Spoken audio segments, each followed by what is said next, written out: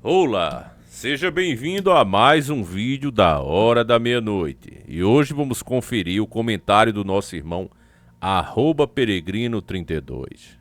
Ele pede a história do Vale dos Homens Sem Cabeça, um lugar misterioso que fica no Canadá e que de tantas pessoas, geralmente homens, aparecerem completamente decapitados ou desaparecerem para sempre, é chamado de o Vale dos Homens Sem Cabeça. O lugar ganhou este apelido devido ao grande número de pessoas decapitadas. Um lugar como esse com certeza merece um vídeo aqui, e já fica o agradecimento ao Peregrino32. Como não há tempo a perder, pega agora mesmo o girimum com leite e carne de sol e vamos iniciar o nosso quadro A Hora da Meia-Noite.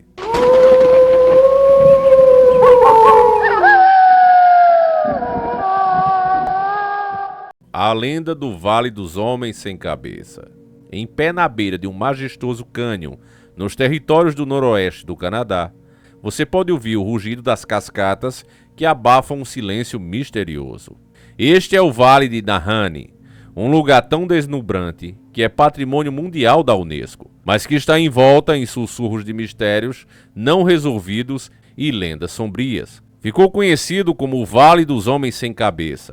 Nahanni atrai exploradores do mundo todo por conta dos seus vários casos de homens encontrados com seus corpos decapitados, aparições fantasmagóricas e minas de ouro supostamente escondidas. Se por um lado, o deserto de Nahanni é um lugar de cânions de tirar o fôlego, com fontes termais e cachoeiras caudalosas, de tão extraordinário que foi reconhecido como Patrimônio Mundial da Unesco, como falei, e essa classificação aconteceu em 1978, por outro lado, possui uma face sombria, um histórico de desaparecimento inexplicáveis, corpos decapitados e contos arrepiantes transmitidos de geração em geração. A presença humana no Vale de Nahanni remonta a mais de 9.000 anos. Seus primeiros habitantes foram ancestrais dos modernos Dene, que desenvolveram um profundo respeito pela beleza agreste da região e por seus perigos. Em suas histórias, encontramos avisos sobre espíritos malévolos e seres ocultos, como o povo Nahan, uma tribo que habitava as montanhas e que, segundo a lenda, atacava as terras baixas e desaparecia sem deixar rastro. O seu súbito desaparecimento dos registros acrescentou uma camada extra de mistérios a um lugar já repleto de desfiladeiros imponentes e névoas rodopiantes. Algumas partes do vale eram consideradas sagradas e o conhecimento tradicional ditava que certos lugares deveriam ser evitados. Você encontrará referência a lugares proibidos em antigos contos Dene. Mesmo assim, os Dene prosperavam caçando caribos, pescando nos rios e encontrando locais seguros para acampar. Com o tempo, essa existência tranquila mudou quando forasteiros ávidos por ouro começaram a chegar à região. Em 1904, William e Frank McLeod ouviram rumores de ouros nas profundezas do rio Nahanni. Eles viajaram, encontraram algo promissor e voltaram para casa com amostras de ouro para comprovar. Ansiosos por mais, partiram novamente em 1905, desta vez acompanhados por um engenheiro escocês. Nenhum deles jamais foi visto com vida novamente. 3 anos depois, seu irmão Charlie liderou uma equipe de busca. Em 1908, ele fez uma descoberta macabra em uma parte do vale agora conhecido como o Vale dos Mortos. O esqueleto de William e Frank jaziam na margem de um rio sem cabeças. Suas cabeças nunca foram encontradas, e para tornar tudo ainda mais perturbador, o destino do engenheiro escocês permaneceu desconhecido.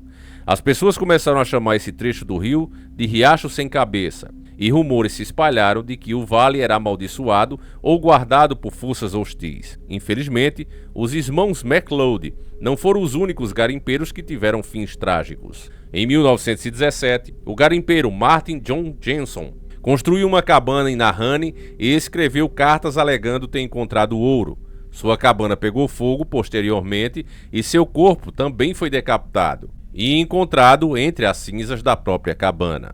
Em 1945, um mineiro não identificado de Ontário foi descoberto em seu saco de dormir, também sem a cabeça. Outros, como Yukon Fish, em 1927, e Phil Powys, em 1931, apareceram também de forma semelhante, com seus corpos sem cabeças.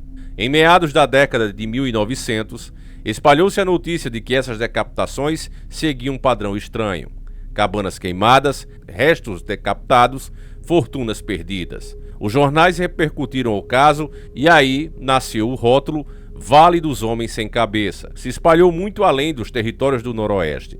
A cada nova vítima, as histórias se tornavam mais sombrias e muitos canadenses começaram a se perguntar: será que algo ou alguém estava travando uma guerra secreta contra forasteiros? Antes de desaparecerem do mundo, os irmãos McLeod teriam dito a amigos que encontraram ouro tão puro que valia uma pequena fortuna. Só esse rumor foi suficiente para atrair inúmeros garimpeiros ao Vale de Nahanni ao longo dos anos que se seguiam. Todos na esperança de encontrar a chamada Mina Perdida de McLeod. Mesmo depois da descoberta dos restos mortais decapitados de Willie e Frank, as pessoas continuaram a busca, convencidas de que suas mortes indicavam a existência de um tesouro escondido. Alguns dizem que a mina é protegida por forças sobrenaturais. Outros acreditam que garimpeiros rivais, ávidos por reivindicar uma jazida de ouro secreta, recorreram a métodos mortais. Uma antiga teoria defende que a mina perdida pode estar nas profundezas dos cânions, protegida por passagens ocultas ou espíritos locais. Embora mais de um século tenha se passado, ninguém encontrou o lendário local de forma conclusiva. A lenda continua a atrair caçadores de fortuna, alguns dos quais nunca retornam, mesmo nos dias de hoje. Mais recentemente, o Vale de Nahanni ainda registra sua parcela de incidentes estranhos. Talvez um exemplo mais marcante seja o caso de 2005 de dois caçadores, David Horezai e Frederick Hadisty. Eles desapareceram da cabana alugada onde estavam hospedados. Mais tarde, equipes de busca encontraram o corpo de David a poucos quilômetros de onde ele estava, e o de Frederick foi encontrado boiando no rio Norte Nahanni.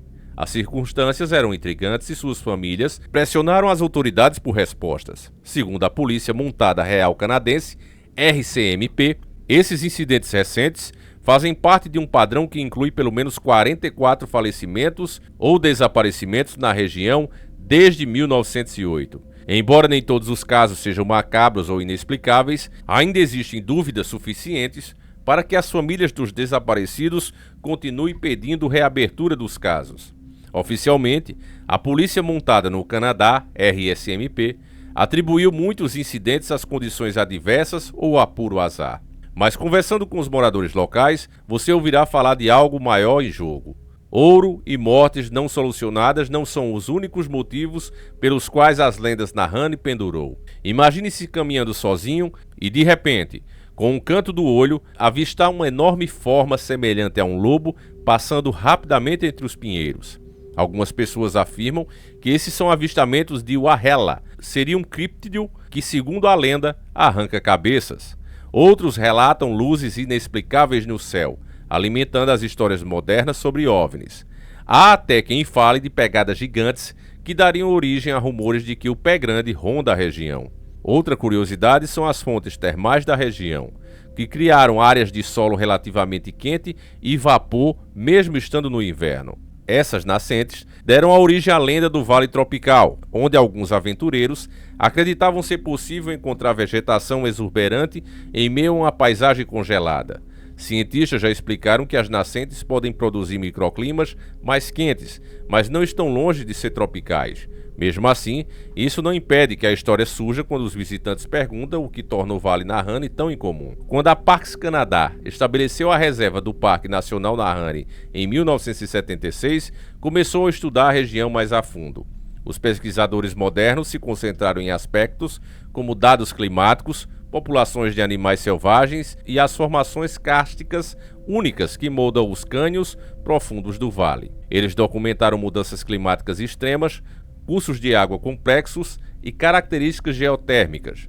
Dessa perspectiva, muitos dos mistérios podem ser explicados por um ambiente hostil que oferece pouca margem para erros. Isso, obviamente, não significa que todos estejam satisfeitos com essas explicações racionais, até porque não há nada de racional em diversas pessoas que, ao longo de mais de 100 anos, vêm sendo decapitadas ou desaparecem nessa região sem deixar sinais. É normal.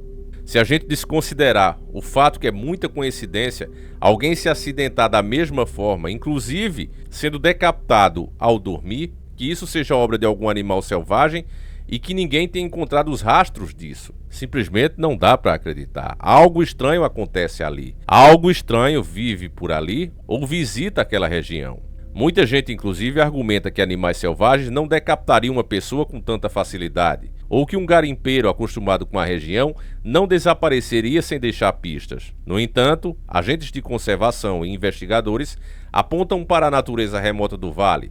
É fácil se perder, sofrer com a exposição ao frio ou encontrar um urso agressivo. Esse urso é estranho, só ataca a cabeça. Ainda assim, reconhece que alguns detalhes permanecem estranhos, especialmente o aparecimento repetido de cabanas queimadas e a tradição de restos mortais decapitados. Aqui, meus irmãos, a história de Nahani, para quem já acordou para a normalidade, para o espiritual, deixa uma abertura gigantesca para diversas possibilidades, que vai desde criaturas estranhas, desconhecidas pelo homem e que têm uma inteligência fora do comum, muito acima dos outros animais e possa estar vivendo ali, é uma delas. Criaturas desse tipo, meus irmãos, são narradas desde que o homem aprendeu a andar. Dependendo do lugar, são de vários tipos, desde a criaturas que têm a capacidade de se transformar, velhos indígenas que ganharam essa capacidade, bruxos ou até mesmo outras raças que viveram em nosso planeta. Além, obviamente, das luzes estranhas, que muitos consideram serem seres fazendo experiências. Um lugar como esse, meus irmãos, abre brecha para qualquer possibilidade, inclusive de espíritos antigos que se manifestam ali e querem guardar o lugar exatamente como está. Pense nessas possibilidades, porque esse vídeo acaba aqui. Eu espero que você tenha gostado e, acima de tudo, entendido.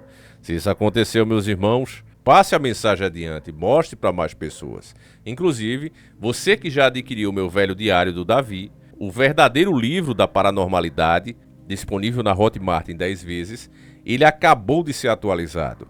Então você que já comprou, você que já possui a versão em PDF, vá de novo. É só voltar sem pagar nada na Hotmart, na sua conta da Hotmart, e fazer o download de novo do arquivo. Você vai ver que ele está maior e tem muito mais páginas. Como eu avisei para você, para quem comprou o conteúdo em PDF, você adquiriu um produto vivo.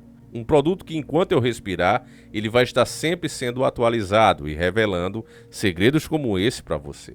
Então, meu irmão, você que não adquiriu ainda, corra lá, ainda está com preço promocional. Já já estaremos chegando a 1000 páginas. E você não pode ficar de fora desse conhecimento histórico. Link está aí na descrição do vídeo. Muito obrigado pela presença e tenha bons sonos. Isso se você conseguir dormir. Sempre encarando o sobrenatural.